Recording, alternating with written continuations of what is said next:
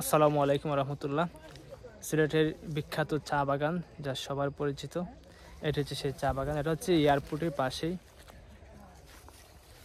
চা বাগানের দৃশ্য। আর ওই পাশে আছে একটা রাবারের বাগান আছে, আমরা ওইদিকে যাচ্ছি। আর এর চেয়ে বড় যে স্পটগুলো হচ্ছে শ্রীমঙ্গলের দিকে। এখানে আসলেও অনেকটা ভালো লাগে, কারণ ওই যে শহর থেকে তেমন একটা দূরে না, তো শহরের পাশেই পড়েছে। ওইটা দিনের বেলা আসলে সহজ, এবং প্রচুর মানুষ আসে, অনেকে জানা নাই হয়তো। এয়ারপোর্ট রাস্তার পাশেই পড়ছে ওইটা। আর এই হচ্ছে পুরো দৃশ্য। এখন ওরা এই যে চা পাতাগুলো কাটতেছে, কারণ সামনে তো শুকনো মৌসুম, চা পাতাগুলো শুকিয়ে যাবে।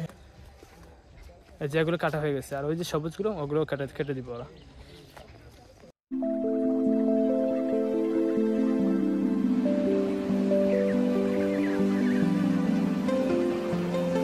এখান থেকে অনেক সুন্দর দেখা যাচ্ছে। এই যে ওরা যাচ্ছে ওই দিক দিয়ে, আমরা রাবার বাগান যাব।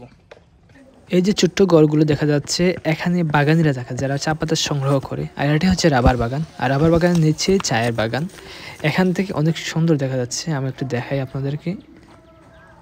আমাদের সিলেটকে বলা হয় দুটি পাতা একটি কুড়ির দেশ। এই চা বাগানে আসলে এই কথাটার মর্ম উপলব্ধি হয়। এই যেখানে একটা আমি গাছ আপনাকে দেখাই, এই যে বোতলগুলো আছে, বোতলগুলো একভাবে লাগানো থাকে। আর ওই এখানে একটা কেটে যে একটি অংশ, আর কাটার কারণে ওইখান থেকে ফুটা ফুটা হয়ে এখানে রাবার পড়ে। এই দেখা যাচ্ছে রাবার কিছুটা পড়ছে এখানে। আমরা খুবই স্বল্প সময় নিয়ে এখানে এসেছিলাম।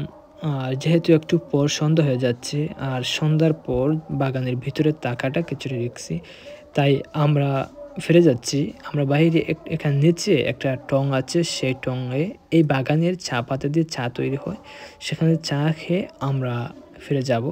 আর এখানে চা পাতাগুলোতে অনেক সুন্দর ফুল ধরেছে, একটু দেখা। এই যে এটা হচ্ছে চা পাতার ফুল, এরকম প্রতিটা গাছে ফুল রয়েছে।